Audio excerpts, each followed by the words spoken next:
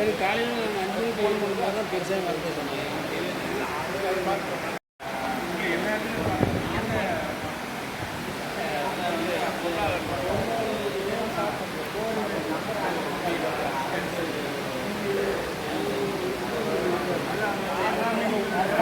உட்காருங்க உட்காருங்க வாங்க.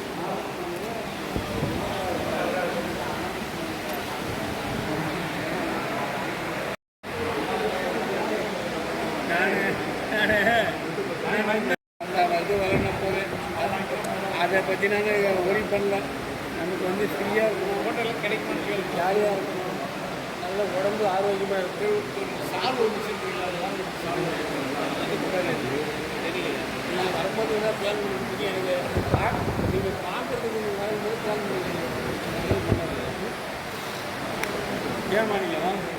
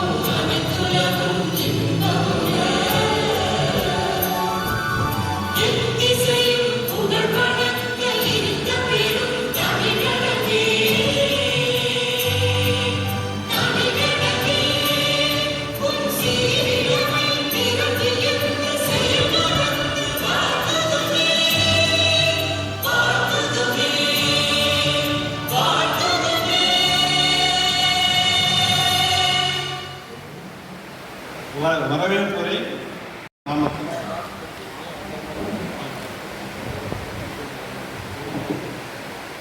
இன்று நாமக்கல்லில் நடைபெறவுள்ள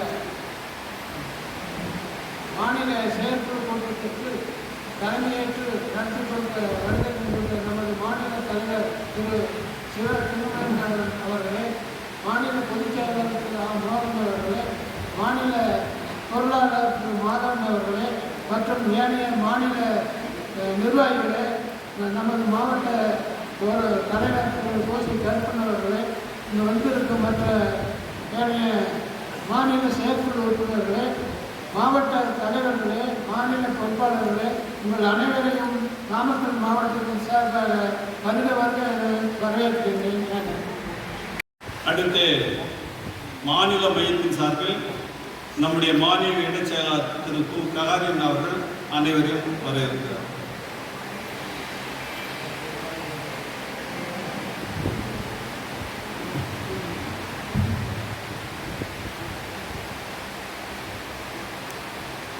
இந்த இந்திய விழாவினுடைய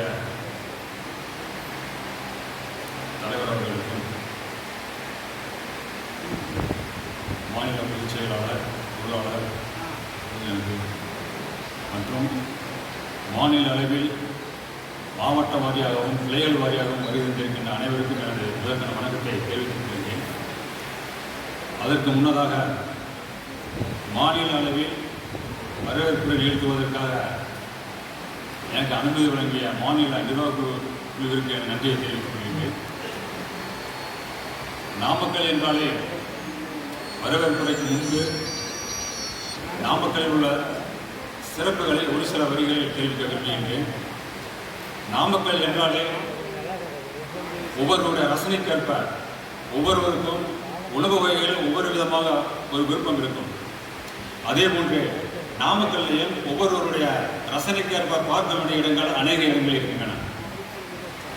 ஒரு ஆன்மீகவாதிக்கு டக்கென நாமக்கல் என்றாலே டக்கென்று நினைவுக்கு வருவது ஆஞ்சநேயர் கோவில்.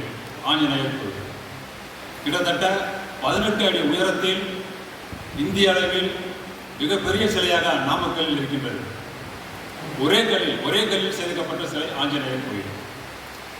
இந்த ஆஞ்சநேயரை பற்றி ஒரு சிறு புராண கதை ஒன்று உண்டு. இமயமலையிலிருந்து இலங்கைக்கு சஞ்சீவி மலை எடுத்து சென்ற போது இலங்கைக்கு சென்று திரும்புகையில் நரசிம்மரை காண வேண்டும், அவரை தரிசிக்க வேண்டும் என்பதற்காக ஆஞ்சநேயர் நாமக்கலுக்கு வந்து போனதாக ஒரு புராண கதை, ஒரு ஐதீகம் என்பது உண்டு. அதே நேரத்தில் இன்றைய கொல்லிமலை எடுத்துக்கொள்ளுங்கள். கொல்லிமலை ஒரு டூரிஸ்ட் பிளேஸ், வாசஸ்தலம், பார்ப்பதற்கு இயற்கை சூழல்கள் நிறைந்த ஒரு அற்புதமான பகுதி. அந்த கொல்லிமலைக்கு 2 உதாரணங்கள் உண்டு. 2 சிறப்புகள் என்னன்னு சொன்னாக்கா, அது மூலிகைகள் நிறைந்த ஒரு பகுதி. கொல்லிமலை என்பது மூலிகைகளின் பிறப்பிடங்கள் நிறைந்த ஒரு பகுதி. கொல்லிமலையில் இல்லாத மூலிகைகள் என்பதே இல்லை என்று நாம் சொல்லலாம். 2வதாக சித்தர்கள் தவம் புரிந்த தவ பூமி என்று சொல்லப்படுகிறது. அதே நேரத்தில் குறிப்பாக சொல்ல வேண்டுமானால் அரபலீஸ்வரர் கோயில் ஆகாய கங்கா நீர்வீழ்ச்சி என்ற ஒன்று உள்ளது. ஆகாய கங்கா நீர்வீழ்ச்சி என்பது கிட்டத்தட்ட 1556 படிகளை கொண்ட ஒரு நீர்வீழ்ச்சி.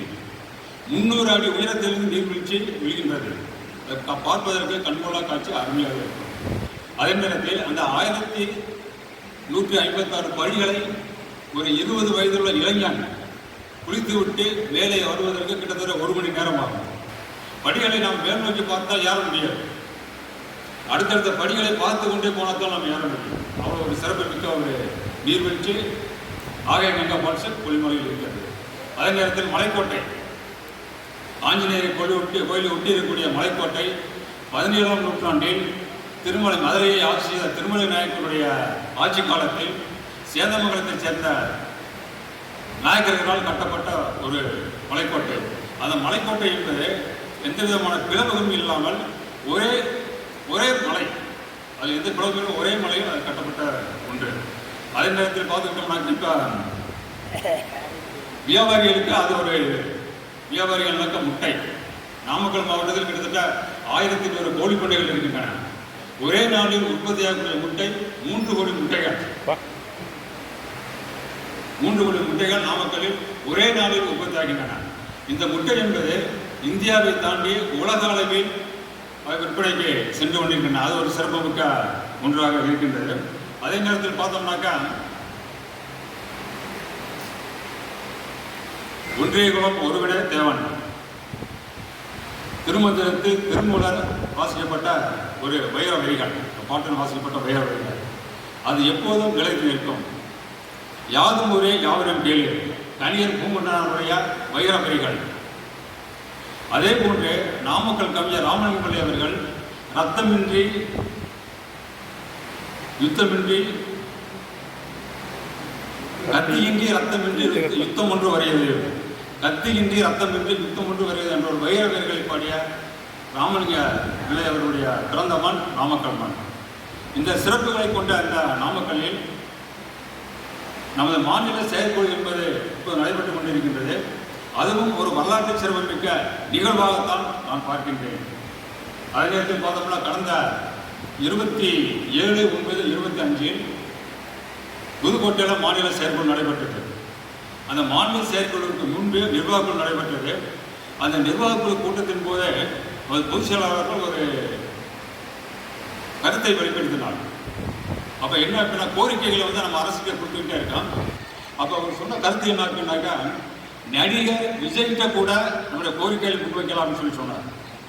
செப்டம்பர் 25. அப்போ அவர் நடிகர் மட்டும்தான். மாற்றம் என்ற சொல்லை தவிர எல்லாம் மாறுதலுக்கு உட்பட்டது என்ற மார்க்சிய சித்தாந்தத்திற்கு ஏற்ப செப்டம்பர் 2025 நடிகராக இருந்த விஜய் அவர்கள் இன்று ஜோசப் விஜய் தமிழக முதல்வராக இருக்கின்றார்கள். இப்போ அவருக்கு நம்ம கோரிக்கை கொடுக்கக்கூடிய ஒரு காலகட்டத்தில் நம்ம இருக்கிறோம்.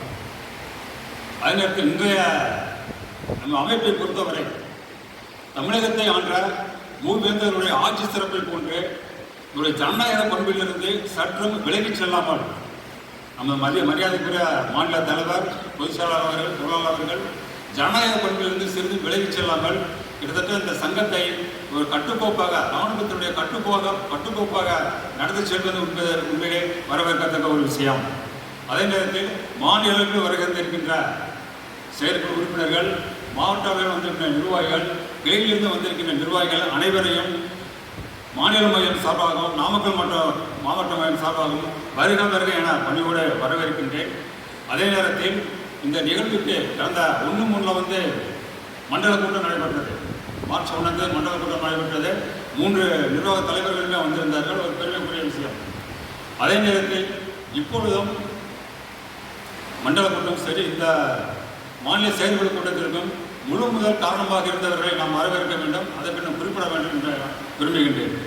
மரியாதைக்குரிய கேசிகா ஐயா அவர்கள், மாவட்ட செயலர் வீரபத்திரன் ஐயா அவர்கள், மாவட்ட இணை செயலாளர் சின்னசாமி, முனைவர் குழந்தைவேல் அவர்கள் முன்னின்று மண்டல கூட்டமும் சரி, இந்த மாநில செயற்குழு கூட்டம் முன்னின்று அவர்கள் நடத்தியிருப்பது உண்மையிலே மகிழ்ச்சிக்குரியதும் வரவேற்கத்தக்கதாகவும், மேலும் இந்த செயற்குழு கூட்டத்திற்கு வந்திருக்கின்ற மாநில நிர்வாகிகள், மாநில செயற்குழு உறுப்பினர்கள், மாவட்டத்திலிருந்து வந்திருக்கின்ற நிர்வாகிகள், கிளை நிர்வாகிகள் அனைவரையும் மீண்டும் வருக வர என்று வரவேற்று பணிவோடு நிறைவு செய்கின்றேன். நன்றி, வணக்கம்.